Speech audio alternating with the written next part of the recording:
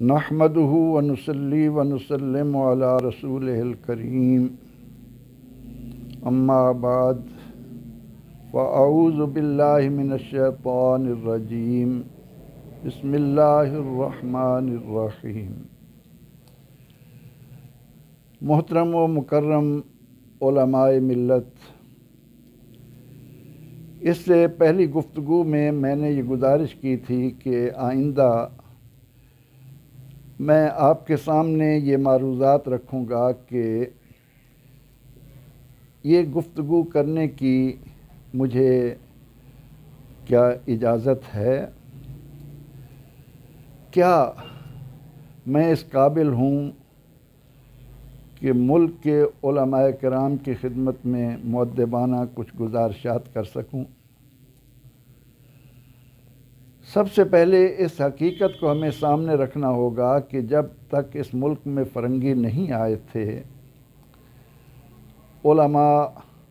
बाहम यकजान दो कालिब मुत्तहिद प्यार व मोहब्बत करने वाले, एक दूसरे को एहतराम देने वाले थे। हम इस बात को बखूबी जानते हैं कि जनूबी एशिया में इस्लाम ऐसे उलमा की बदौलत आया जो इल्म के साथ अमल में, तज़किये में, हिकमत में यद तूला रखते थे। उन लोगों ने नबी अकरम रहमत आलम सल्लल्लाहु ताला अलैहि वसल्लम के उसवा हसना के इस पहलू को सामने रखते हुए कि उदउ इला सबील रब्बिका बिल हिकमत वल मौइज़तिल हसना, अल्लाह की तरफ उम्दा नसीहत, दानाई, हालात के तकाज़ों को मद्देनज़र रख कर बात की जाए। उन उलमा ने हमेशा दीन की सरबुलंदी को सामने रखा। उनके मद्देनज़र कोई दुनियावी फ़वाइद न थे। वो अगर उलमा के दरबार में गए तो उन्हें नसीहत करने के लिए, उन्हें दीन का सच्चा शहदाई बनाने के लिए। हमारी ये बदनसीबी है कि हम आज जिस मकाम पर खड़े हैं, कभी ये सोचने की कोशिश ही नहीं की कि फ़रंगियों ने आकर यहाँ उलमा के साथ क्या सलूक किया। मैं आपसे मुअद्दबाना इल्तमास करूँगा कि खुदारा खुतूत गालिब का मुताला कीजिए ताकि आपको मालूम हो कि जब 750 साल हुक्मरानी के बाद यहाँ फ़रंगी और हिंदू बाहम दोस्त बनकर, बाहम शक्र व शीर होकर मुसलमानों के ज़वाल के लिए, मुसलमानों के ख़ात्मे के लिए काम करने लगे, तो उस वक्त क्या सूरत हाल थी।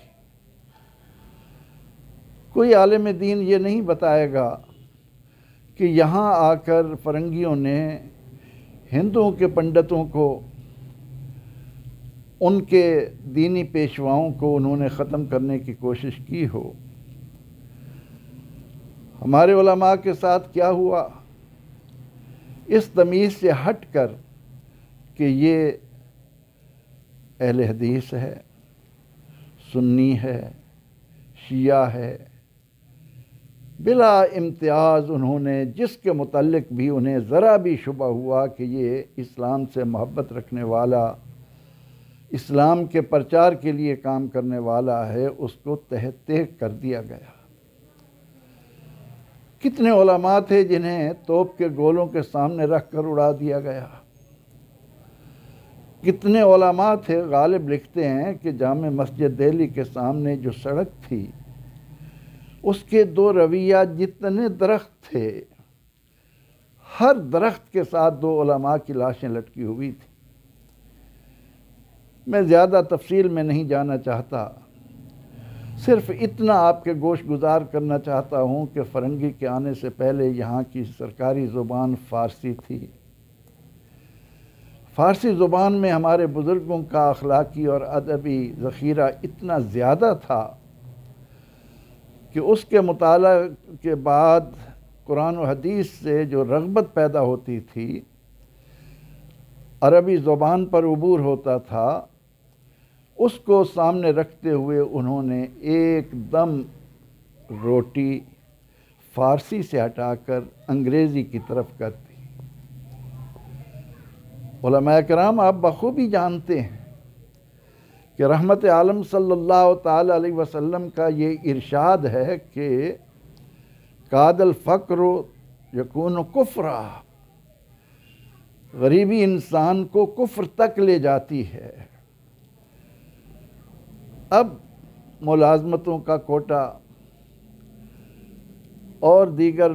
حکومت کے جو شعبے ہیں ان میں جانے کے لیے فارسی کی جگہ انگریزی آئی،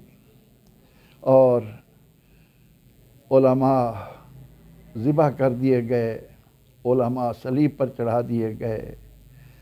علماء رنگون بھیج دیے گئے، علماء مالٹا بھیج دیے گئے۔ علماء کے ساتھ تو یہ سلوک کر دیا گیا، اور اس کے بعد انہوں نے کہا کہ اب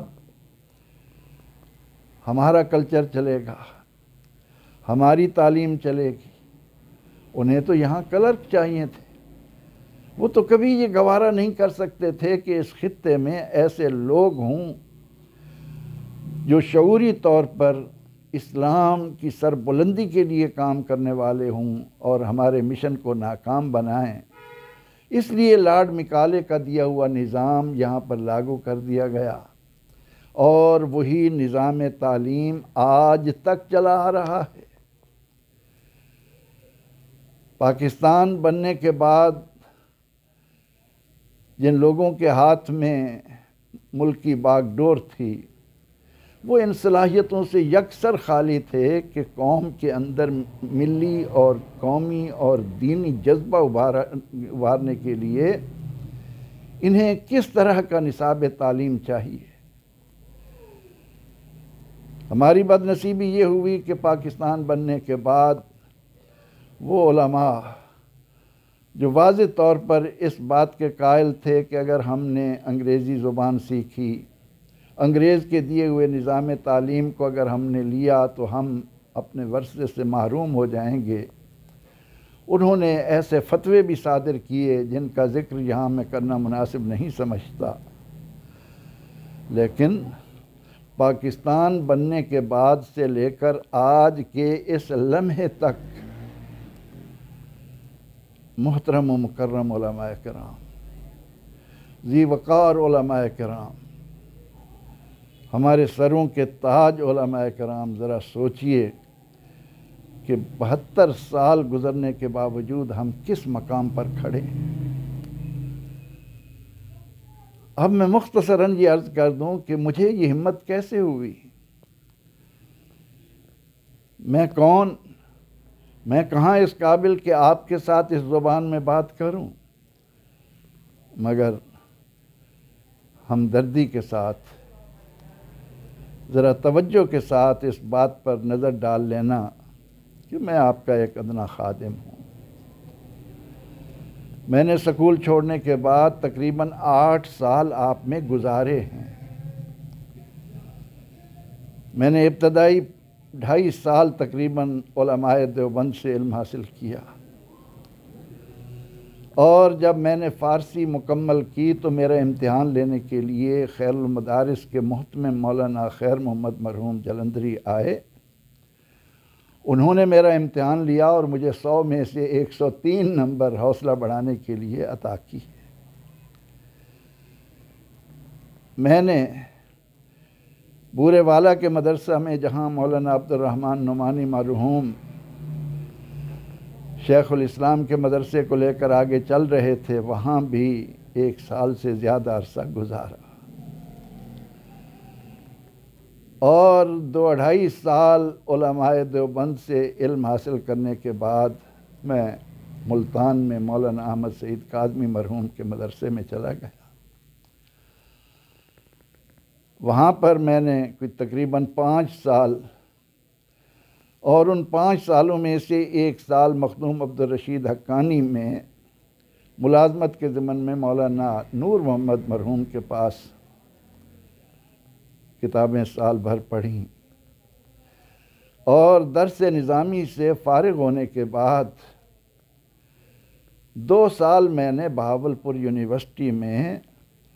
بڑے بڑے دونوں مکتب فکر کے جید علماء کرام، مثلا تفسیر میں نے مولانا شمس الحق افغانی مرحوم سے پڑھی،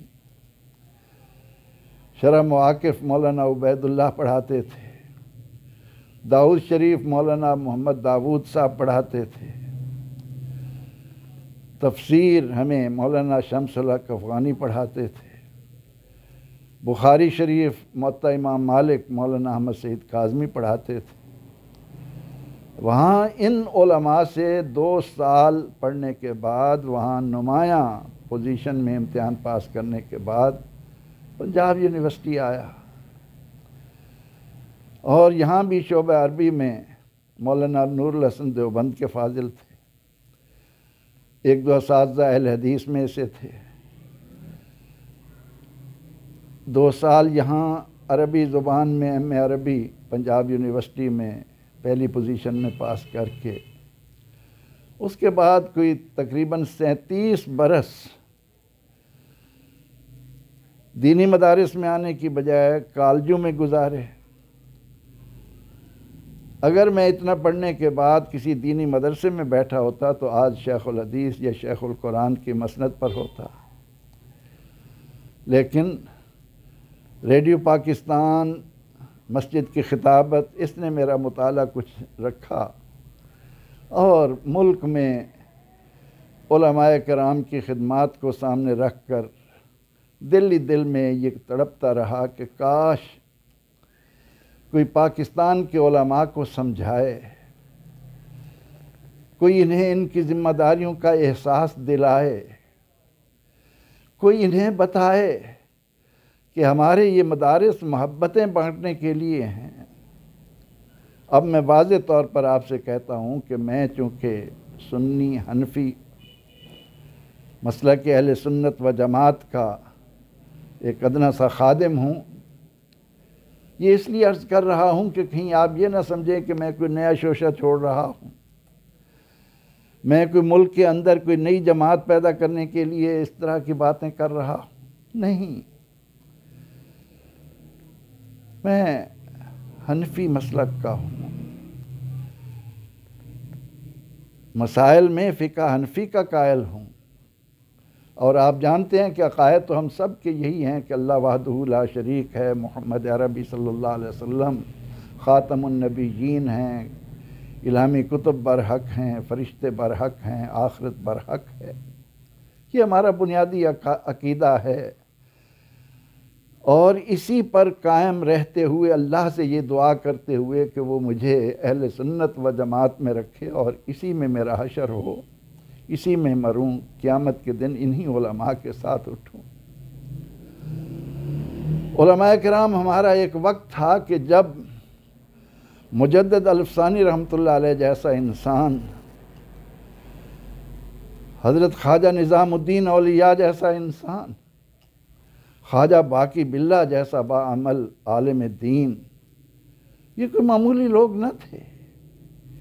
انہی کی کاوشوں سے حضرت شاہ عبد الرحیم رحمۃ اللہ علیہ نے اورنگزیب عالمگیر کے زمانے میں عظیم خدمات سر انجام دی۔ شاہ ولی اللہ خاندان کی خدمات اپنی جگہ مسلم ہیں، لیکن ہم نے پاکستان بننے سے لے کر اس وقت تک قوم کو کیا دیا ہے؟ ہماری یہ بڑی ہی بد نصیبی ہے کہ میں نے جتنا وقت علماء احناف یعنی دیوبندی مسلک کے اساتذہ کے پاس گزارا، انہوں نے میرے ذہن پر جو باتیں نقش کیں وہ صرف اور صرف یہ کہ ہمارا حنفی دوسرا فرقہ یعنی بریلوی دین کو نہیں سمجھتا، ہم نے دین کی روح کو جانا ہے۔ اور جو وقت میں نے بریلوی علماء کے پاس گزارا، انہوں نے بھی مدارس میں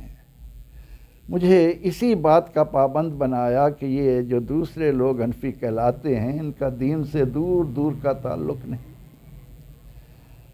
علماء کرام خدا را سوچئے، کیا ہماری ذمہ داری صرف یہ ہے کہ کلمہ پڑھنے والے عام لوگوں کو ہم کفر اور شرک کے فتوے سمجھائیں، ان کو ایسی باتوں میں الجھائیں جن کا دور تک ان سے تعلق نہیں ہے، جن کے اخلاق سنوارنا ہماری ذمہ داری تھی، جنہیں دین کی مبادیات سے آگاہ کرنا ہماری ذمہ داری تھی، ہم نے انہیں جس طرح سے تقسیم کیا اور جس طرح سے آج بڑے زور و شور کے ساتھ ہماری مساجد میں قبضے ہو رہے ہیں، ایک دوسرے کو دین سے خارج کیا جا رہا ہے، میں تو یہ درد لے کر آپ کی خدمت میں آیا ہوں۔ مجھے یاد ہے کہ ریڈیو پاکستان میں جب مولانا عبد الرحمن اشرفی جامعہ اشرفیہ والے، ان کے ساتھ جب بھی بات ہوتی وہ ایک ہی بات پر افسوس کا اظہار کرتے کہ کاش علماء احناف ایک ہوتے۔ میں نے مولانا احمد سعید کاظمی مرحوم کو بھی یہی جذبہ ان کے اندر بھی دیکھا، وہ بھی اسی کوشش میں تھے کہ کاش ہم احناف ایک ہوں۔ اس کا مطلب یہ نہیں کہ میں علماء اہل حدیث کو یا دیگر مسالک کے علماء کو اہمیت نہیں دیتا، وہ اپنے اپنے مقام پر ہر ایک نے اپنے طور پر جواب دینا ہے۔ میں درد مندی کے ساتھ آپ کے سامنے جو آج بات رکھنا چاہتا ہوں وہ یہ کہ تلک امۃ قد خلت لہا ما کسبت وعلیہا ما اکتسبت ولکم ما کسبتم ولا تسألون عما کانوا یعملون۔ جو لوگ اس دنیا سے کام کر کے جا چکے انہوں نے خود جواب دینا ہے، میں نے اور آپ نے اپنے اعمال کا جواب دینا ہے۔ میں نے گزشتہ گفتگو میں بھی یہ بات کہی تھی کہ ہمارا کام جوڑنا ہے، لوگوں کو توڑنا نہیں۔ آج میں اسی غم کے ساتھ، اسی دردناک لہجے میں آپ سے مخاطب ہوں کہ خدا را منبر پر بیٹھتے ہوئے تدریس کے وقت مسند درس پر بیٹھتے ہوئے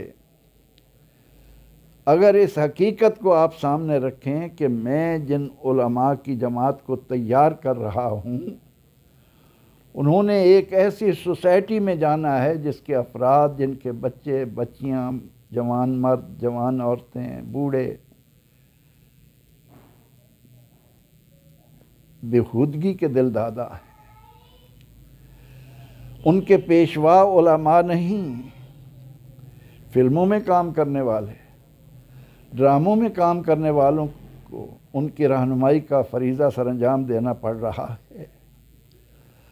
ہمارے پاس تو 8ویں دن جو لوگ آ جاتے ہیں اس میں بھی اگر میں اپنے تجربے کی روشنی میں کہوں کہ جب ہم منبر پر بیٹھ کر گفتگو شروع کرتے ہیں تو ہمارے سامنے کتنے آدمی ہوتے ہیں،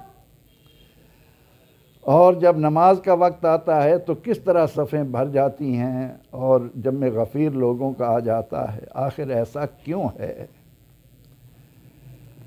میں اپنی ان معروضات کے ذریعے آپ علماء احناف سے خواہ آپ بریلوی ہیں یا دیوبندی، فرنگی کے آنے تک اس سرزمین پر یہ دونوں نام نہیں تھے۔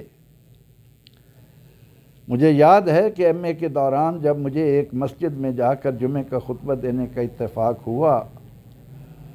تو میں جب منبر پر بیٹھا تو اس کے قریب بیٹھے ہوئے مجھ سے زیادہ عمر کے لوگ مجھے مخاطب کر کے کہنے لگے، او مولوی پہلے یہ بتا کہ تو دیوبندی ہے یا بریلوی؟ تو میں نے انہیں بڑی دردمندی کے ساتھ کہا کہ میں نے تو نہ دیوبند دیکھا نہ بریلی دیکھا،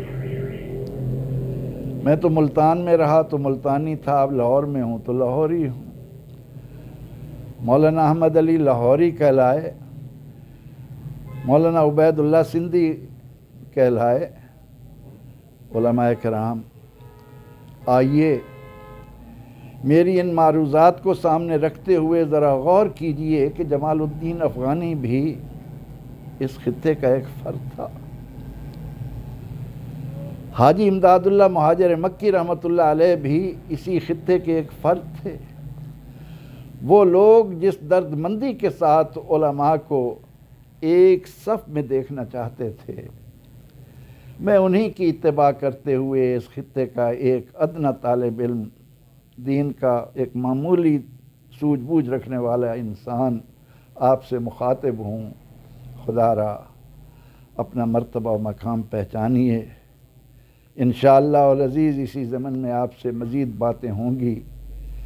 اس وقت کے لیے اسی کو کافی سمجھیے اور میری معروضات میں غور و فکر کرنے کی کوشش کیجیے۔ اللہ رب العزت ہمارا حامی و ناصر ہو، آمین۔ وآخر دعوانا